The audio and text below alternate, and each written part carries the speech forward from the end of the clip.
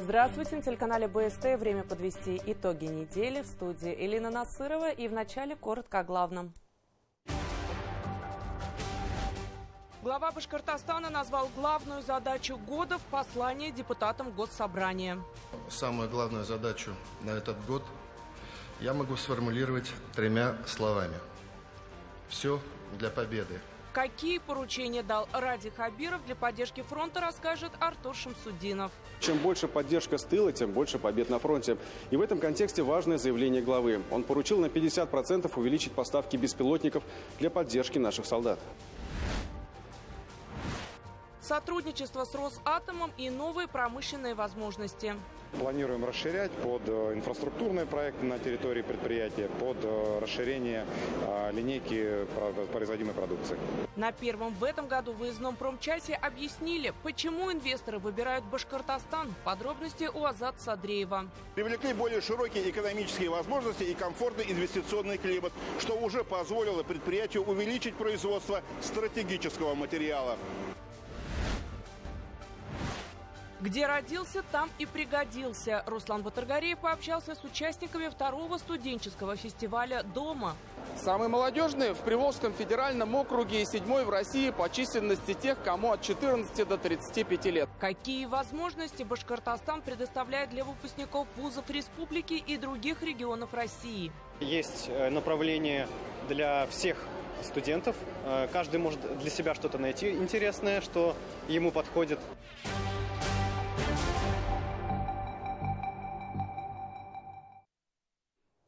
Ключевое событие не то что недели, но и года. Послание главы республики к Госсобранию. Мероприятие прошло на новой площадке и впервые кардинально отличалось по структуре, если сравнивать с программными документами прошлых лет. Главная тема – «Все для победы». Ради Хабиров озвучил ряд поручений и отметил, несмотря на решение военных задач, все остальные обязательства по развитию республики также остаются в числе первоочередных. О наиболее значимых тезисах текста послания расскажет Артур Шамсудинов. Надеюсь, Альфа скажет и о здравоохранении, и образовании. Хотелось бы еще услышать поддержку молодых семей. Большие планы на развитие спорта. Ориентир на предстоящий год. Я думаю, от общих федеральных трендов отходить мы тоже не будем. Программный документ на предстоящий год всегда вызывал бурные дискуссии, но в этот раз его содержание оказалось по-настоящему неожиданным. Оно было пронизано всего одной ключевой темой. Самую главную задачу на этот год я могу сформулировать 3 словами.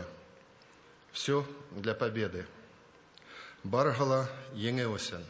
Спецоперация уже давно вышла за рамки локального конфликта. Ради Хабиров, который 14 лет преподавал международное право в высшей школе, сравнил происходящее в мире с морем во время шторма. Запад не придерживается ни правил, ни принципов. И в этих условиях у нас нет выбора. Мы обязаны просто быть сильными. А сильный ты только тогда, когда ты мобилизован. Наш враг не братский народ Украины. Наш враг возрожденный, оголтелый неонацизм. Его цинично взращивает коллективный Запад, десятилетиями вынашивая планы ослабить, расчленить и уничтожить Россию чужими руками. Теперь только сила, стойкость и мужество российских воинов смогут обеспечить мирную и безопасную жизнь. Для победы нужно всеобщее единение. Ради Хабиров поблагодарил неравнодушных, кто вносит посильный вклад в общее дело. Будь то бабушка, которая вяжет носки для бойцов, или волонтер, собирающий гумпомощь. Время полутонов прошло. Мы с вами, уважаемые коллеги, обязаны быть бескомпромиссными. Нужно прямо сказать, что мы с нашим президентом, что мы объединены вокруг него. Результат такого единства – десятки тысяч тонн гуманитарного груза для бойцов и отлаженная система мер поддержки, теперь их 55. Для еще большей их эффективности в регионе создадут единую цифровую платформу для планирования и анализа льготных программ. Сегодня в республике действует 20 центров поддержки участников СВО и членов их семей, работающих по принципу одного окна. До конца года такие должны появиться во всех муниципалитетах. В холле ГКЗ развернули полноценную выставку с картинами, портретами героев и, конечно, трофеями с полей боев. Как говорят сами бойцы, чем больше поддержка с тыла, тем больше побед на фронте. И в этом контексте важное заявление главы. Он поручил на 50% увеличить поставки беспилотников для поддержки наших солдат. По словам Радия Хабирова, Башкортостан стал одним из центров компетенции по беспилотной авиации и радиоэлектронной борьбы. Башкирские инженеры создали тяжелый дрон «Кыш-Бабай», который уже прошел летные испытания и сегодня помогает бойцам. В регионе работает и площадка по подготовке специалистов для работы с БПЛА. Как вы знаете, Министерство обороны создало новый род войск – войска беспилотных систем. Уже объявлен соответствующий набор. В нашей республике есть достаточное число подготовленных специалистов в этой сфере. Знаю, что десятки молодых добровольцев приняли решение применить свои компетенции и внести свой вклад в победу. Это действительно настоящая мужская работа с высоким профессионализмом. Власти будут и дальше обеспечивать воинов всем необходимым. Там очень тяжело, там все по-честному. Такого количества настоящих мужчин, крепких, искренних, мы не встречали ранее. И эти мужчины при этом очень скромные, неприхотливые, всегда благодарят республику за поддержку. Большая работа и в части адаптации вернувшихся ветеранов. В первую очередь необходима их реабилитация. Флагманом здесь стал Республиканский клинический госпиталь ветеранов войн, признанный лучшим в стране. Радий Хабиров предложил присвоить медучреждению имя врача-хирурга Михаила Каменева. Врач-доброволец, командир медицинского взвода Михаил Каменев погиб в ноябре 2023 года вблизи Авдеевки при эвакуации раненых с поля боя. Их санитарную машину стал преследовать беспилотник. Вот он не бросил раненых и до конца остался верен профессиональному долгу. Все погибли. Еще один центр лечения и реабилитации организуют в Баймакском районе на базе санатория «Талкас» после реновации. И, кстати, власти вернут меру поддержки в части санаторно-курортного лечения для родственников бойцов. Ранее льготу приостановили из-за бюджетных ограничений. Считаю, что это решение неуместно. Это не рядовая статья расходов, это наш долг перед воинами и их близкими.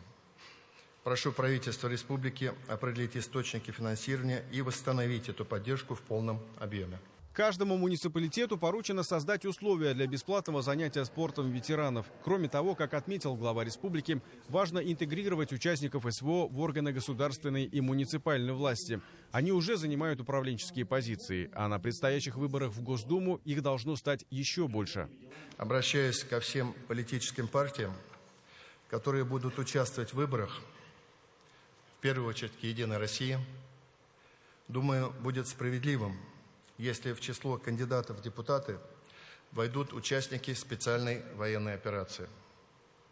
А по итогам выборов в качестве представителей той или иной партии от Республики Башкортостан в Государственной Думе Российской Федерации, в Горсовете Уфы будут люди, защищавшие нашу Родину.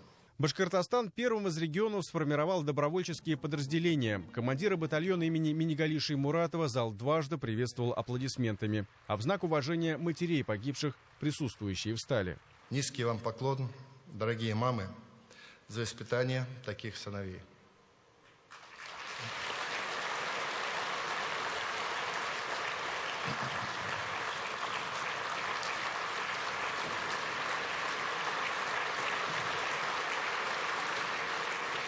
Мы всегда будем рядом с вами. Мы желаем вам крепкого здоровья. И, конечно, мы не забудем ваших сыновей. А вот дети погибших воинов теперь уже дети республики, которых будут поднимать, что называется, всем миром. На мой взгляд, эта задача сродня ситуации, когда в годы Великой Отечественной войны страна проявила заботу о сотнях тысяч детей, потерявших на фронте отцов. Это дети войны. Сегодня, кстати, в зале также присутствуют дети войны, которые подняли страну на ноги и прошли достойный трудовой путь. И мы должны проявить такую же заботу о детях наших героев. Война не окончена, пока не похоронен последний солдат. И ведь немало тех, кто до сих пор числится пропавшим без вести. Ради Хабиров поручил создать рабочую группу с контактным офисом, куда родственники могли бы обратиться по вопросам поиска своих близких в любое время. Надо эту тяжелую работу организовать должным образом. Поручаю подготовить указ главы республики о мерах по увековечению воинских и трудовых подвигов жителей республики в период СВО. Создать соответствующую комиссию, включив в нее представителей архива, творческой общественности, СМИ, военкоров. Основа успешного решения задач специальной военной операции – крепкая экономика. Власти будут и дальше привлекать инвестиции и заниматься модернизацией предприятий. Также усилят защиту и расширят перечень объектов тепло- и энергоснабжения от возможных беспилотных атак. То, что я сказал «все для фронта, все для победы», не значит, что мы отодвигаем на второй план другие социально важные задачи. В этом-то и будет состоять настоящее искусство нашей управленческой команды, чтобы решать одновременно две задачи: эффективно поддерживать специальную военную операцию и развивать республику. В приоритете все так же обеспечить достойное качество и уровень жизни людей и не останавливать строительство значимых объектов. При всем этом Башкортостан продолжит помогать в восстановлении подшефных территорий на землях Донбасса. Так мне хочется привести слова известного психолога Виктора Франкла. Он об этих словах написал, он узник концлагеря. Но смысл очень мне нравится. Он сказал: первыми сломались те, кто верил, что скоро все закончится. Потом сломались те, кто не верил, что это когда-то закончится. Выжили те, кто сфокусировался на своих делах, без ожидания того, что еще может случиться. Вот там тоже. Не надо там гадать, высчитывать, там, предугадывать, когда все закончится. Мы должны делать то, что мы обязаны и можем. Глава Башкортостана поблагодарил чиновников всех уровней, начиная от муниципальных депутатов и глав сельсоветов и заканчивая членами правительства и законодательным блоком за работу в непростое время. 4-й год идет специальная военная операция. Мы видим определенный переговорный процесс. И вот мне кажется, иногда бывает, что в ходе всевозможных действий можно, как говорится, ребенка выплеснуть. А ведь задача у нас, которую президент поставил, и перед специальной военной операцией, она всем понятна. Поэтому в послании я и хотел сказать, что все-таки вот те задачи, которые должны быть выполнены, они должны быть выполнены, несмотря ни на что. Башкортостан всегда играл значимую роль в истории и судьбе России. И только благодаря всеобщему единству и взаимопомощи регион сможет достойно выстоять, став еще более сильным и закаленным. Артур Шамсудинов, Азат Ишбулатов, Артур Ханов, Родион Матвеев и Руслан Галямов. Итоги недели.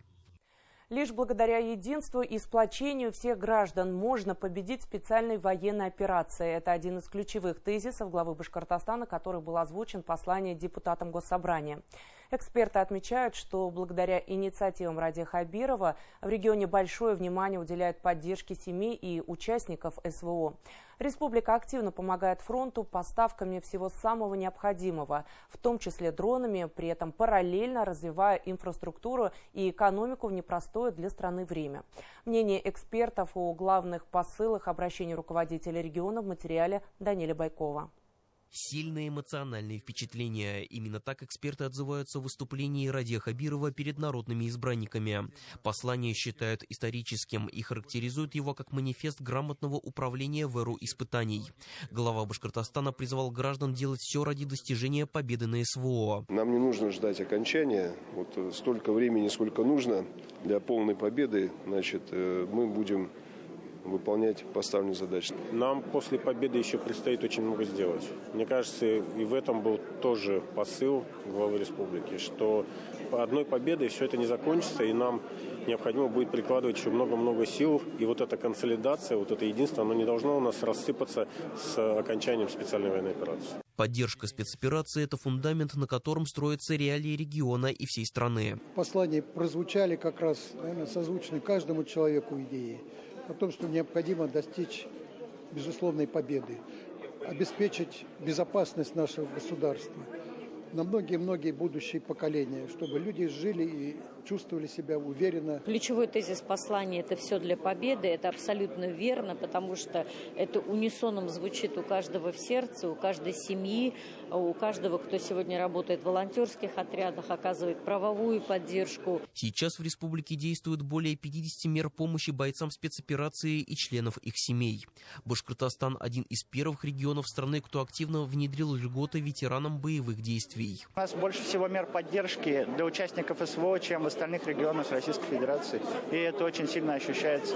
Активно помогает в реабилитации путем занятия спортом и тем, кто вернулся в родную республику. В республике вообще спортивные условия созданы. Вы знаете, мы самый спортивный регион в Российской Федерации. И до сегодняшнего момента более 50 ветеранов активно занимаются. И у нас член сборной команды Башкирии, это слэш-хоккеисты, волейболисты, да, настольный теннис, там много видов, где мы освоили. В продолжении федеральной программы «Время героев» в регионе реализуют свою кадровую программу по стажировке и трудоустройству военнослужащих в органы власти и предприятия. Они активно уже включены в управленческую и общественную работу.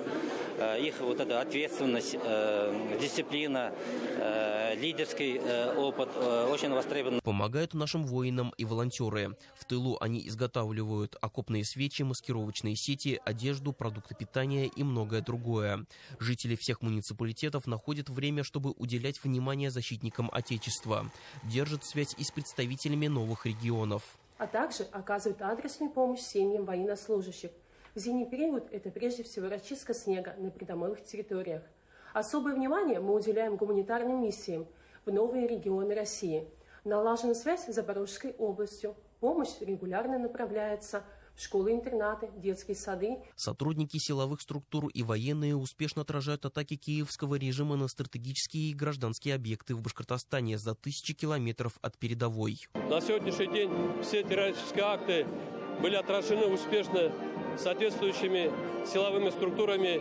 И самое главное, среди жителей республики нет травмированных и погибших. Башкирские воины постоянно на связи, как с волонтерами, так и с промышленниками. К мнениям военных внимательно прислушиваются для производства современного оружия и обмундирования.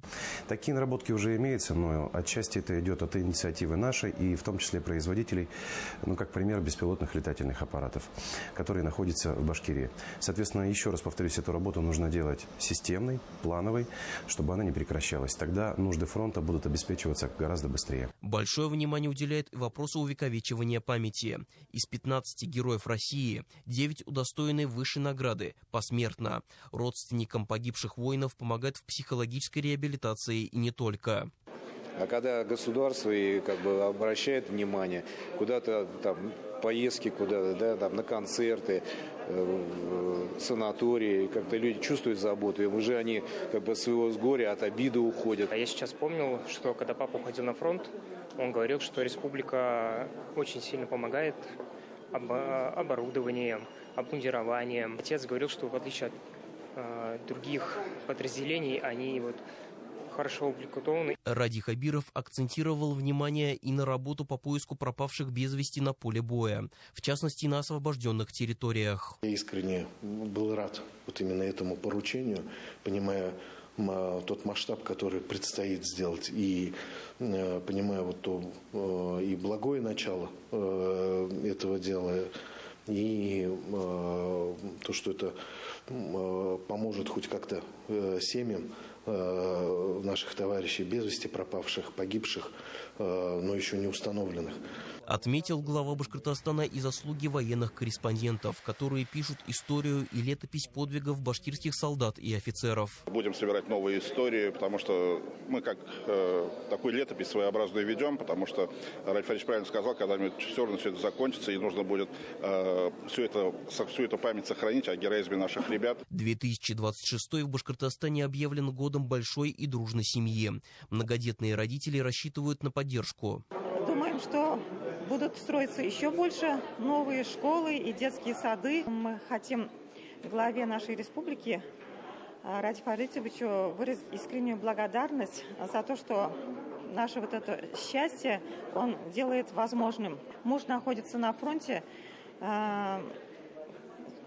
чувствует вот эту поддержку. Залог процветающего Башкортостана зависит от межнационального согласия. В регионе проживают представители свыше 100 народов. В условиях санкционного давления промышленный потенциал республики для страны востребован как никогда. И новые инвестиционные программы для укрепления нашей экономической мощи – это тоже важнейшая составляющая нашей победы. Не могу не отметить, что Башкортостан был и остается лидером участия во всех социальных программах. Более 50 крупнейших объектов мы только за 2025 год построили. Эксперты подчеркивают, что в своем обращении Ради Хабиров вышел за рамки региональной повестки. Глава республики задал федеральный масштаб, тем самым подчеркивая, Башкортостан действует как часть единой стратегии страны. Все тезисы, пронизанные любовью к родине, уважение к нашей истории и примерами подвигов тех, кто не словами, а делом защищает и развивает Россию. Даниил Байков. Итоги недели. Первое в этом году выездное заседание в формате «Промышленный час». Ради Хабиров посетил производственную площадку уфимского завода «Стеклонит». Главе Башкортостана, членам республиканского правительства и директорам крупных предприятий была представлена выставочная экспозиция композитного дивизиона госкорпорации «Росатом». А на промчасе обсудили перспективы развития отрасли. Подробности рабочей поездки расскажет мой коллега Азат Садреев. Эти композитные материалы способны выдержать нагрузку в десятки тонн, поэтому и применяются они в разных сферах, даже в строительстве дорог в заболоченных территориях, при возведении инфраструктурных и промышленных объектов по всей стране. История «Стеклонита» начинается с конца 1961 года, когда были установлены первые электропечи уфимского завода текстильного волокна, а с 2024 предприятие входит в состав композитного дивизиона госкорпорации «Росатом», лидера по производству углеволокна, стекловолокна, композитных материалов и готовых изделий на их основе. Реализовать новые инфраструктурные проекты также помогает сотрудничество с Фондом развития промышленности. Важно сказать о нашем взаимодействии с ФРП. Мы, надо отдать должное, только стартанули. В 2025 году у нас первый пилотный проект, первые суммы одобрены. Соответственно, планируем расширять под инфраструктурные проекты на территории предприятия, под расширение линейки производимой продукции. Без инвестиций нет развития. За 2 года на предприятии реализовано 6 инвестпроектов по модернизации производства и расширению ассортиментной линейки компании. Также прислушались к позиции Радия Хабирова, что продукцию наших заводов, работающих в том числе на зарубежных рынках, нужно активнее продвигать в республике. В 2019 году «Стеклонит» перевел свои производственные площадки из города Тверь в Уфу. Такое решение было принято не случайно.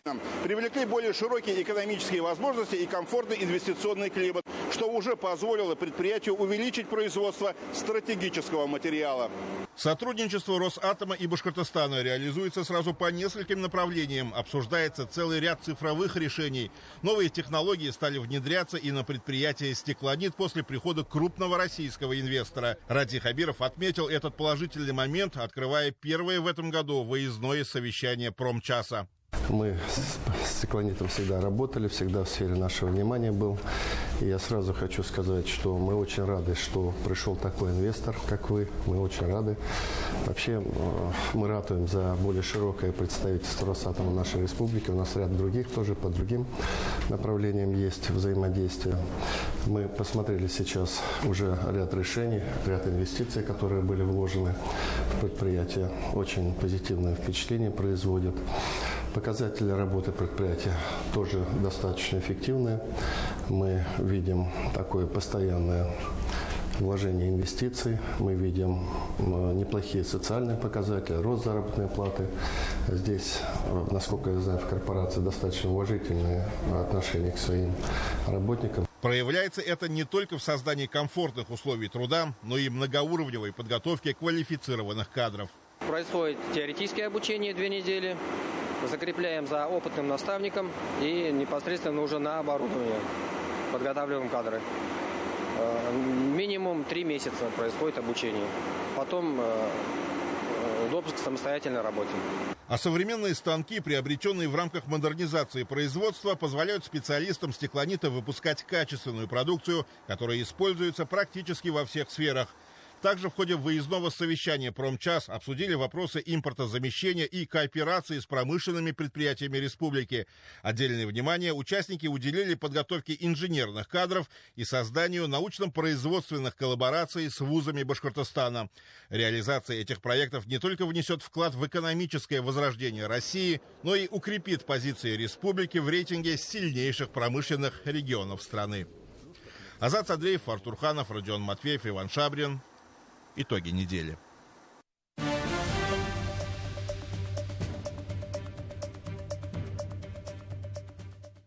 Глава Башкортостана Ради Хабиров и командующим Балтийским флотом адмирал Сергей Лепилин вручили родителям погибшего в зоне СВО гвардии капитана Владислава Бочарова золотую звезду Героя России.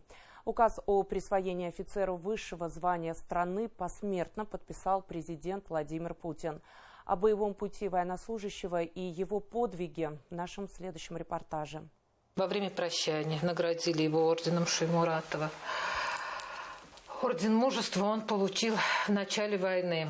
Китель с государственными наградами своего сына Юлия Бочарова хранит как бесценную реликвию. Кадровый офицер, выпускник Рязанского высшего воздушно-десантного училища, был участником СВО с первых дней. Несмотря на то, что по возрасту он некоторым своим подчиненным годился в сыновья, сумел завоевать уважение и авторитет среди сослуживцев. По словам матери, с самого детства Владислав был сдержанным, ответственным и невероятно добрым мальчиком. Никогда не пройдет мимо, если что-то где-то видит. Пожилым очень относился уважительно. Видит бабушка или там через дорогу, или как всегда. Меня с работы прибежит встречи, сумки, мама, давай донесу. Опорой мне, конечно, был. Вот. Мне вот даже сказать про него, как сказать, поругать даже его не за что было. Командир первой разведывательной роты 336-й бригады морской пехоты Балтийского флота, Герой России Владислав Бочаров освобождал ЛНР, ДНР и Запорожскую область. Принимал личное участие в уничтожении вражеских огневых рубежей, минометных точек, дислокации операторов FPV-дронов ВСУ. Неоднократно, рискуя жизнью, вывозил из-под обстрелов своих раненых сослуживцев. При выполнении очередного боевого задания в марте прошлого года погиб после удара беспилотника. Будущий герой вырос среди нас. Золотая медаль Белорецкой школы номер 8. С отличием легендарное Рязанское училище ВДВ. Вся его жизнь была наполнена стремлением быть первым, стать лучшим. Быть там, где труднее всего, там, где опасно. Он был настоящим примером для своих бойцов. А герой Российской Федерации Владислав Алексеевич Бочаров стал теперь примером для всей нашей молодежи, для всей нашей республики. В церемонии вручения государственных наград Российской Федерации также принял участие командующий Балтийским флотом Сергей Лепилин. Адмирал поблагодарил родителей Владислава Бочарова за достойное воспитание сына. Владислав с самого начала боевых действий проявил себя как настоящий русский офицер. Вел себя безупречно, успешно выполнял боевые задачи, умело командовал ротой, проявляя мужество и героизм. Благодаря его грамотным действиям в боях подавлены огневые точки противника, уничтожено вооружение, военная техника, разминированы минные поля. Он хладнокровно в сложной обстановке эвакуировал под огнем противника своих раненых товарищей. В торжественной обстановке золотая звезда Героя Российской Федерации была вручена родителям Владислава Бочарова. В ответном слове мама офицера поблагодарила руководство республики и Белорецкого района за поддержку, а также сослуживцев сына за их память о своем командире. Кто с ним служил, они все, он самый младший был, пришел к ним, они были все старше, но они все его уважали, потому что видели сразу что достойный офицер, правильный, грамотный. Вот. И они живут до сих пор по его принципам, решили жить. Он просит всех, говорил, чтобы все всегда ходили с аптечкой первой помощи, жили дружным. Мы победим, если мы будем все дружные и вместе, никого, чтобы не было по одному. Государственными наградами Российской Федерации также были отмечены еще 4 военнослужащих из Башкортостана. Указом Владимира Путина орденов мужества посмертно удостоены сержант Фарид Габдулбаянов, рядовые Сергей Медведев и Шамиль Темирбаев и ефрейтор Руслан Юлдашев. Практически он посвятил всю свою жизнь военной службе. У него 21 с лишним выслуги лет. Поэтому эта награда, я думаю, заслужена. И последний его контракт, заключенный с войсковой частью, где я сама служила, он знал, на что шел. Это была штурмовая бригада. После торжественной части Ради Хабиров уделил внимание каждой семье. Во время общения глава Башкортостана заверил, что республиканские и районные власти окажут родственникам героев и их детям всю необходимую помощь и поддержку, а память о них будет увековечена. Еще одним напоминанием о сыне для Юлии Бочаровой стал фронтовой друг Владислава Бочарова. В зоне СВО офицер подобрал бездомного котенка, который рос в его блиндаже. После гибели Героя России его сослуживцы привезли кошку по имени Киса и ее котят матери своего командира. Азат Садреев, Азат Ишбулатов, Руслан Галямов. Итоги недели. В Башкортостане продолжается прием на службу по контракту в новый род войск беспилотных систем. Он был сформирован в конце прошлого года по решению Верховного главнокомандующего страны Владимира Путина и министра обороны Андрея Белоусова. При этом в подразделениях, сформированных в республике, уже давно существуют отряды БПЛА, а регион снабжает дронами войска. Мои коллеги встретились и пообщались с теми, кто был в числе первых операторов птичек в зоне СВО, и теми, кто сейчас выполняет задачи на поле боя. Подробности далее. Согласие и заявление на выплаты. Да, заполнить. Теперь помощь в решении вопросов бойцов и их близких – новые обязанности Ильи Макарова. Вернувшись с фронта, мужчина стал работать в военкомате, оформлять документы и консультировать тех, кто собирается отправиться защищать родину. На передовую он и сам поехал добровольцем и был одним из первых, кто учился видеть поле боя через объектив дрона. Я, как говорится, стоял у истоков создания БПЛА, батальон доставал его. Вот, в свое время мы обратились к нашему командиру батальона, это Зверю. Он одобрил нашу, как говорится, инициативу. Первое время количество беспилотников было ограничено, говорит Илья, но наши бойцы учились создавать их сами без готовых инструкций. Всему приходилось учиться попутно, собирать на коленке, все это паять. Это сейчас в данный момент на каждом подразделении находится своя лаборатория, скажем так, где они непосредственно осуществляют сборку, прошивки. Беспилотники добились того, что работа начинается у них от 15 километров. У нас есть такое подразделение, как «Рубикон». Они сейчас, скажем так, работают и за 70 километров. То, как совершенствуются технологии, не понаслышке знает и боец батальона Достовалова с позывным «Ряба». Доброволец приехал домой в краткосрочный отпуск. По словам военнослужащего, выполнять поставленные задачи стало проще и эффективнее. Дроноводы работают на башкирских птичках, которые республика отправляет с каждым гумконвоем. Показали себя очень с хорошей стороны. Хорошо летят, частоты правильные выбирают, которые нам приходят. Противника поражают, что с боеприпасом летит, человек летит очень хорошо. То есть видно картинку. Те, кто понимают, это хороший дрон и летит, то есть до земли видно картинку. То есть он обеспечивает как поражение цели противника, так и продовольствие доставляют пацанам, которые там уже на переднем крае, которым не подойти. На СВО дроны применяются повсеместно. Они повышают точность поражения цели и обеспечивают эффективную оборону. Новые подразделения беспилотных войск сегодня считаются элитой. Отбор ведут для подготовки высококлассных бойцов, управляющих джойстиком вместо автомата. Она проходит 2 месяца в специальном учебном центре, а контракт с Минобороны гарантирует, что без согласия с цифровой работы на другую не переведут. Военнослужащему полагаются те же льготы и особые премии за эффективность службы до 500 тысяч рублей. Эмиль Басареев, Азат Садреев, Алия Альтубаева. Итоги недели. Опыт Башкортостана в развитии муниципальной экономики необходимо тиражировать на всю страну. Такая идея прозвучала на 3-м Всероссийском форуме «Малая Родина. Сила России». Хозяином региональных дней большого проекта в этот раз стала наша республика. В мероприятии принял участие Ради Хабиров, федеральные эксперты и более 500 глав муниципалитетов всех регионов страны. Главная цель форума – поделиться и обменяться опытом по реализации проектов, которые сделают жизнь населения комфортнее. Сюжет Динары Масхановой. Скажите, пожалуйста, фамилию. Добрый день. Документ, пожалуйста, ваш.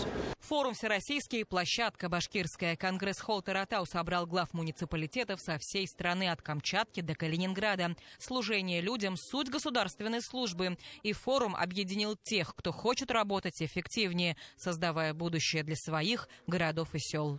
Я хотел вам всем выразить слова глубочайшего уважения. Глубочайшего уважения. Потому что, знаете, так сложилось вот на ваши плечи, на период вашей работы, практически, давайте вернемся к периоду ковида. После ковида, соответственно, специальная военная операция, санкционное давление и все связано с этим. Все это легло на плечи ваши. Вы первые общаетесь с людьми, вы первые решаете самые насущные проблемы людей. Региональный день третьего Всероссийского форума посвящен новым драйверам развития. Башкортостан выбран не случайно. Наш регион с устойчивым экономическим ростом, где активно работают особые инвестиционные зоны, развивается агропромышленный комплекс и уникальная система межмуниципальной кооперации. Те задачи, которые у нас стоят по развитию муниципальной экономики, где как не здесь обсуждать, потому что действительно, Радик Фаридович, вам и огромное спасибо всей вашей команде. Создана шикарная база, которую мы должны перенять, все муниципалитеты. Это и развитие креативных индустрий, это и работа с имуществом муниципальным. Форум – не просто презентация успехов. Главная его цель – выработка конкретных и работающих решений. Впервые форум прошел в Москве в 2024 году. Тогда он собрал рекордные 7,5 тысяч участников от мэров городов-миллионников до глав сельских территорий. Башкортостан направил на это мероприятие более 300 представителей. Сегодня же хозяин региональных дней – наш регион. Он объединил более 500 гостей, которым представили 5 маршрутов Башкортостана с уникальными проектами, которые гости смогут тиражировать на территории своих муниципалитетов. Так районы Башкортостана получили специальные треки. Муниципалитет креативный, инновационный, промышленный, прогрессивный, инициативный. В рамках последнего гости доехали до Чешминского района, познакомились с работой маслоэкстракционного завода и социальным проектом «Территория детства», увидели процесс изготовления подсолнечного масла, производственную лабораторию и цехи экстракции. У нас специфика немножко другая, мы лесной край. Хотя у нас сельское хозяйство тоже есть, но мы производим молоко. К сожалению, состав почв такой, что выращивать подсолнечник на наших землях практически невозможно. Некоторые хозяйства сейчас начинают пытаться выращивать рапс. Если получится действительно освоить его технологию, получать хороший урожай, возможно, мы в каком-то будущем тоже подумаем о его более глубокой переработке в масло. Креативный маршрут стартовал в Бирске, городе с богатой историей. Участники погрузились в атмосферу традиционных ремесел в музеях керамики и гончарного дела. Это был не просто тур, а живой урок того, как культурное наследие можно превратить в точку роста. Как дома. Потому что архитектура, природа очень напоминает нашу Кировскую область, особенно мой район, особенно строение и купеческие дома, потому что наш район тоже достаточно купеческий, и центр город Вятские Поляны. Очень интересная практика, которая показана, насколько качественно и грамотно переплетается и история самого района, населенного пункта и сохранение этой истории. И это не просто экскурсии, а изучение опыта. Уфимский арт-квадрат заинтересовал гостей из Бурятии. Похожая локация может появиться в Улан-Удэ. В прошлом году с визитом в Улан-Удэ был один из архитекторов арт-квадрата, и нам повезло встретиться с ним и обсудили, а благодаря форуму мы воочию убедились и посмотрели все фишки и изюминки арт-квадрата. Форматы мероприятий разные: образовательные, где формируются общие тренды, экспертные, где обсудили новые подходы, стратегические для презентации лучших практик. Формат вот этих мероприятий, это особая благодарность президенту нашей страны, это 3-й форум. Соответственно, буквально в прошлом году стартовала данная программа по региональным дням. Сегодня новая тема, это город Уфа. Да, я здесь впервые, но на самом деле тема экономики, она очень важна для развития муниципалитета. муниципалитетов. Практически во всех областях эта совместная работа будет полезна. Это как событийный туризм. У нас много событий, которые и в Уфе, и в Рязани. И их можно связать между собой и развивать туризм от региона к региону по как одной, так и разным тематикам. Местные власти делятся своими успешными кейсами, например, проектом «Живое село» из Аургазинского района, цель которого – стимулировать жителей оставаться в малых населенных пунктах и развивать хозяйство. Образовалось 11 сельскохозяйственных производственных кооперативов и очень много личных подсобных хозяйств, которые прошли обучение и приняли участие в этой программе, в дальнейшем уже стали крестьянско-фермерскими хозяйствами и сегодня неплохо работают. Глава республики также встретился с участниками в формате «Вопрос-ответ». Ради Хабиров рассказал о практиках Башкортостана. Еще одна площадка была посвящена прекрасному полу. На панельной сессии говорили о роли женских инициатив в экономическом развитии муниципалитетов. У нас принцип республики, знаете, какой? Что в башкирской семье хозяин должен быть одна. Там БССР, Башкирская ССР. Никогда не было женщины руководителем района. А сейчас вот 6 уже руководителей у нас, и зампремьеры, и министры, безусловно, есть. Региональные дни пройдут в 8 субъектах страны, и лучшие управленческие решения, рожденные в этих дискуссиях, получат путевку в жизнь по всей России. Динара Таймасханова, Артур Ханов, Родион Матвеев. Итоги недели. Где бы ни учились и куда бы ни уезжали, все равно вы наши башкортостанские. Так отозвался глава республики о студентах, которые обучаются в разных вузах страны. На этой неделе в Уфе завершился второй студенческий фестиваль «Дома», который собрал более 2500 учащихся СУЗов и вузов, в том числе и выходцев из Башкортостана. Финальный день прошел на площадке Уфимского дворца борьбы, куда приехал и глава Башкортостана. Тему продолжит Руслан Батыргариев. Узнать о вакансиях, записаться на стажировку и получить возможность трудоустройства крупнейшие предприятия республики развернули в фойе Уфимского дворца борьбы выставочную экспозицию для участников студенческого фестиваля. На 2 этажах разместили порядка 40 локаций. Мне это нравится, потому что есть направление для всех студентов. Каждый может для себя что-то найти интересное, что ему подходит. Организация, я считаю, на высшем уровне. Второй студенческий фестиваль «Дома» в Уфе стартовал 26 января. На протяжении 4 дней на базе Межвузовского студенческого кампуса проходили тематические встречи с представителями власти и различных организаций. В протяжении всей недели мы проводили различные профильные встречи с представителями агропромышленного комплекса, с представителями крупных предприятий промышленного толка, с руководителями среднего и малого бизнеса, а также с известными личностями, добившимися успеха в спорте, в культуре, в медиасреде. Финальный день масштабного мероприятия прошел во Дворце борьбы. Поприветствовать участников второго студенческого фестиваля приехал и глава республики. Именно Ради Хабиров был инициатором проведения подобного масштабного мероприятия. Молодежный форум зарекомендовал себя как эффективная площадка, объединяющая тысячи талантливых, инициативных и энергичных студентов, будущих лидеров, ученых и предпринимателей республики. Вот сейчас мы, ваши старшие, мы занимаемся тем, что развиваем нашу республику. И самая главная наша задача – когда-то, по истечении, в общем-то, небольшого времени, передать вам республику, чтобы вы жили в ней, чтобы вы созидали в Башкортостане, чтобы вы управляли Башкортостаном. Где бы вы ни учились, куда бы вы ни уезжали, вы все равно наши, вы все равно башкортостанские, вы все равно для нас родные, наши дорогие ребята. С особой теплотой глава региона обратился к выходцам из Башкортостана, которые сейчас обучаются за пределами малой родины. Республика намерена продолжить активно поддерживать своих ребят. На этот форум пригласили порядка 500 студентов, обучающихся в разных СУЗах и вузах страны. Были они и среди награжденных. Особо отличившимся Ради Хабиров вручил почетные знаки «Доброволец-волонтер Республики Башкортостан». Конечно, очень приятно, когда твои какие-то заслуги оцениваются по достоинству, твоя работа оценивается, поэтому получать награду в любом случае очень приятно. И поддержка от республики, естественно, есть. Нас очень сильно поддерживают и гранты главы Республики Башкортостан. О том, что в Башкортостане активно поддерживают студенчество, давно была наслышана Елизавета Васильева. Возможно, поэтому уроженка Курганской области поступила в Уфимский нефтяной университет.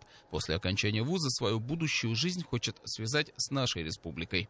В дальнейшем я планирую остаться в Уфе, наверное, после обучения найти работу, потому что мне понравился город своей, не знаю, живостью, своими какими-то красками. Активно развивается эта молодежная политика, и в целом для молодежи тут есть куда стремиться. Поддержка молодежной политики остается приоритетом, несмотря на сложные экономические условия. В 2025 году в республике создана комплексная система по обучению специалистов по работе с молодежью, педагогов и психологов. Самый молодежный в Приволжском федеральном округе и 7-й в России по численности тех, кому от 14 до 35 лет. В Башкортостане на сегодня насчитывается более 1 миллиона молодых людей. Среди них и студенты, творческая и активная часть общества, которая формирует образ завтрашнего дня и будущего. Будущее стало главной темой разговора и во время встречи главы республики со студентами московских вузов, которая прошла в конце прошлого года в столице России. Ради Хабиров подчеркнул, что республика заинтересована в том, чтобы молодые и талантливые специалисты возвращались домой. Вы нам, безусловно, дороги, мы вами, безусловно, гордимся, и мы не хотим разрывать ту тонкую и очень важную связь, которая есть между вами, студентами, обучающимися в других вузах нашей страны, вне пределов республики, и нашей родиной Башкортостана. Форум «Якташ» тогда собрал на одной площадке более 700 студентов. Для многих это не первая такая встреча. Диалог с земляками власти республики ведут в рамках специального проекта. Я очень хотела встретиться с земляками, очень хотела окунуться в родную атмосферу.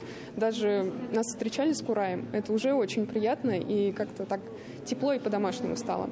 А республика системно создает среду для роста молодого поколения. Одной из ключевых задач фестиваля «Дома» как раз является демонстрация таких возможностей на практике, чтобы показать молодым людям, в том числе студентам, обучающимся за пределами региона, перспективы карьеры и самореализации в Башкортостане. Руслан Батыргареев, Артур Ханов, Родион Матвеев и Рустем Галямов. Итоги недели. В республике завершилась неделя профилактики неинфекционных заболеваний. К их основным типам относятся сахарный диабет, злокачественные новообразования, а также болезни сердца и сосудов. Сегодня эти недуги являются основной причиной инвалидности и преждевременной смертности. Что способствует их развитию и как сохранить свое здоровье? В репортаже Анны Морозовой. Регулярные измерения сахара и ведение дневника самоконтроля для Гульнаши Ахметовой уже привычка. Колебания уровня глюкозы в крови у нее начались во время первой беременности. И если тогда удерживать показатели в норме еще получалось, то после рождения второго ребенка женщине был поставлен диагноз – сахарный диабет второго типа. Запаниковала, начала читать. У меня я начала в интернете зависать, то, что смотреть, как жить можно. Жить можно, если соблюдать диету, вовремя ложиться в больницу, лечение принимать, слушать врачей. Сейчас Гульнас соблюдает все рекомендации лечащего врача и следит за тем, чтобы то же самое делали члены семьи. Сахарный диабет также у ее отца и супруга. Беспокоится женщина и о здоровье детей. А потому внимание уделяет в том числе их рациону. Ведь ежедневные погрешности в питании повышают уровень плохого холестерина и кровяного давления, становятся причиной ожирения и провоцируют инсулинорезистентность. Необходимо, конечно же, соблюдать диету. Такая условная диета, но в основном это, конечно же, постоянное питание, где желательно ограничить сладкие, мучные продукты, которые легко превращаются в глюкозу. Тот же самый фастфуд, сладкие напитки газированные, сладкие те же самые перекусы. Сегодня в Башкортостане проживают более 150 тысяч человек с нарушением углеводного обмена. Но эти цифры могут быть и выше, ведь многие просто не знают о своем диагнозе. А ведь неконтролируемый сахарный диабет является одной из главных причин инвалидности и преждевременной смертности. К такому печальному исходу могут привести и другие неинфекционные заболевания. Это проблемы с сердцем, сосудами, органами дыхания, а также злокачественные новообразования. Такие заболевания характеризуются продолжительным и хроническим течением и зависят от ряда факторов. Это генетика, физиология, наследственность, экология и ежедневные привычки.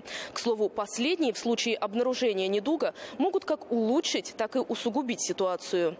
Как утверждают эксперты, лучшее лечение – профилактика. И в случае с неинфекционными заболеваниями наравне с правильным питанием важно также движение. Регулярные физические нагрузки снижают вероятность развития сердечно-сосудистых заболеваний на 30-40%. Для того, чтобы работали мышцы, для того, чтобы был нормальный кровоток, для того, чтобы сердце, головной мозг работали в должном режиме, безусловно, надо двигаться. И если взрослым людям мы говорим, что это может быть ежедневная ходьба 30-45 минут и лечебная гимнастика или общая гимнастика, то дети, которые начали двигаться, желательно, чтобы продолжали себя в каких-то спортивных мероприятиях. Поддерживать здоровье в норме помогает также диспансеризация. Ее регулярное прохождение позволяет выявить болезни на ранней стадии, когда они легче всего поддаются лечению. Особенно актуально это в случае с онкологией. Сегодня рак особенно часто поражает кожу, легкие, желудок, молочные железы и кишечник. И здесь тоже важна профилактика. Так, например, в случае с кожей это СПФ-защита, а в случае с легкими – отказ от курения. Есть еще вторичная профилактика. Вторичная профилактика – это уже занимаются врачи, потому что медицинские работники, скажем так, потому что это устранение тех хронических заболеваний, длительное течение которых может привести к развитию злокачественных образований. Это удаление полипов, это лечение всяких патологий шейки матки у женщин. Поэтому третичной профилактикой, тоже профилактика занимаются исключительно онкологи, это профилактика рецидивов. В Башкортостане пройти качественную медицинскую диагностику и предотвратить развитие опасных заболеваний могут и жители труднодоступных населенных пунктов. Все благодаря поездам здоровья. С начала акции бригады врачей посетили более 2500 сел и деревень и обследовали более 800 тысяч человек. Порой медикам приходилось буквально спасать пациентов. Но зачастую развитие болезни можно замедлить, а то и вовсе предотвратить. И забота о своем здоровье – личное дело каждого из нас. Анна Морозова и Артур Хуснудинов. Итоги недели. Индексация пособий и материнского капитала, дополнительная защита прав граждан при возврате товаров ненадлежащего качества и нововведения, которые коснутся автомобилистов. Об этом и других законах, которые вступают в силу в феврале, расскажет моя коллега Алия Альтубаева, которая сейчас на связи с нашей студией. Алия, приветствую. Здравствуй, Элина. Действительно, с 1 февраля россиянам на 5,6% проиндексируют порядка 40 различных выплат и пособий, в их числе и материнский капитал. Его размер составит почти 729 тысяч рублей на первенца и еще около 235 на второго ребенка. Если семья ранее не получила сертификат, то при рождении второго чада сумма выплаты составит 963 тысячи рублей. Также вырастут детские пособия. Единовременное при рождении или усыновлении ребенка составит 28,5 тысяч рублей. Увеличится ежемесячная выплата по уходу за ребенком, а также пособие для беременных жен военнослужащих. Проиндексируют и выплаты федеральным льготникам, участникам Великой Отечественной войны, ветеранам боевых действий, родителям и вдовам погибших бойцов, гражданам с особыми заслугами перед государством, а также взрослым и детям с инвалидностью.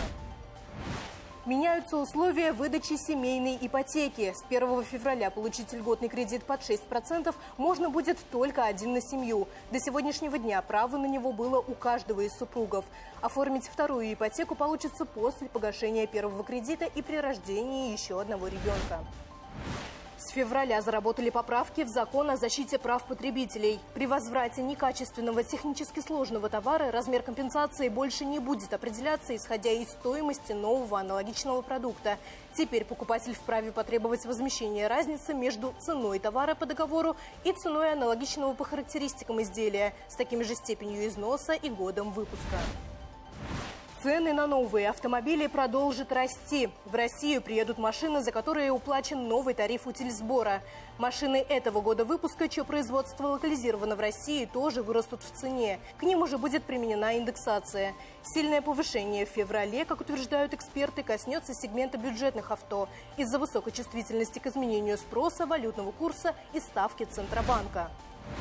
С С февраля расширен перечень средств реабилитации, подлежащих маркировке. Под контролем теперь специальные устройства, используемые при нарушении функций выделительной системы организма. Производителям и импортерам нужно будет дополнительно вносить данные о количестве товаров в потребительской упаковке. Изменение затронет и предприятия, выпускающие протезно-ортопедические изделия. Такие важные нововведения ждут наших соотечественников уже с этого месяца. На этом у меня все. Студия. Алия, спасибо. Напомню, что на связи с нашей студией была моя коллега Алия Ильтубаева. У меня на этом все. Далее на телеканале БСТ смотрите авторскую программу Руслана Шарафудинова «Между нами». Спасибо за внимание. До свидания.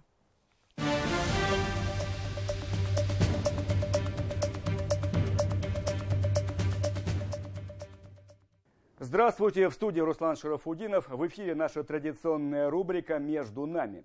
Безусловно, главное общественно-политическое событие не просто месяца, а года – это послание Радия Хабирова Госсобранию Курултаю, а по сути – обращение ко всему народу.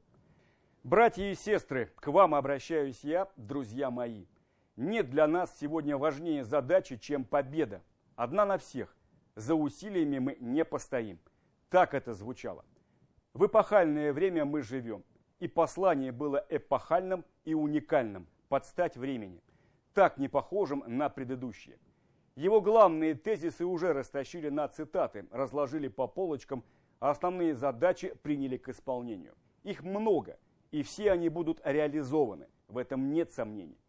Сейчас не буду их повторять, я о другом, о том, что услышал для себя между строк. Что такое послание в нашем привычном понимании? Это отчет за год, дорожная карта, программа действий и план на ближайшую перспективу. Если нужно было время созреть смыслом и словам, то оно того стоило. То, что услышали мы от главы региона, это было удивительно цельно, мощно, точно и местами пронзительно до глубины души. Несколько раз зал вставал в едином порыве, связанный одной целью, которую прямо сейчас ставил перед ними их командир, вокруг которого, как часовые, знамена наших именных добровольческих подразделений специальной военной операции. Большая часть зала – участники и ветераны СВО, их близкие. И было хорошо видно, что для него они свои, родные. И все, что он говорил с трибуны, говорил спокойно и уверенно. Было глубоко изнутри, от себя. Хабиров регулярно лично приезжает на фронт для общения с нашими земляками, бойцами на передовой, чтобы держать руку на пульсе их нужд и забот. По глубине, качеству, по объему поддержки СВО наш регион один из первых в стране. Башкортостан – надежная опора фронту, так было, так есть и так будет. Десятки тысяч наших бойцов сражаются на передовой. И не только в наших именных подразделениях. Сотни колонн гуманитарной помощи ушло на фронт, в новые регионы и наши приграничные пороховые.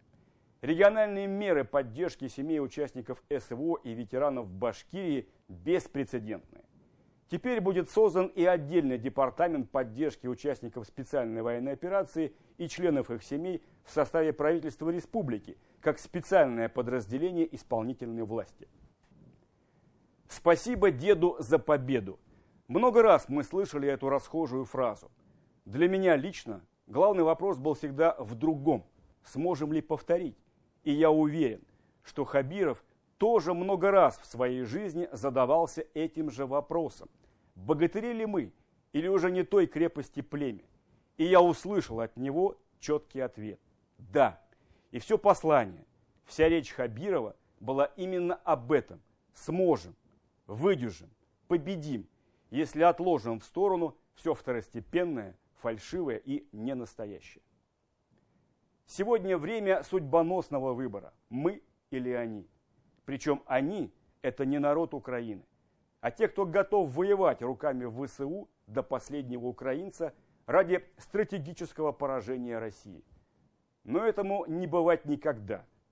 Сейчас время, когда крепость руки важнее тысячи слов.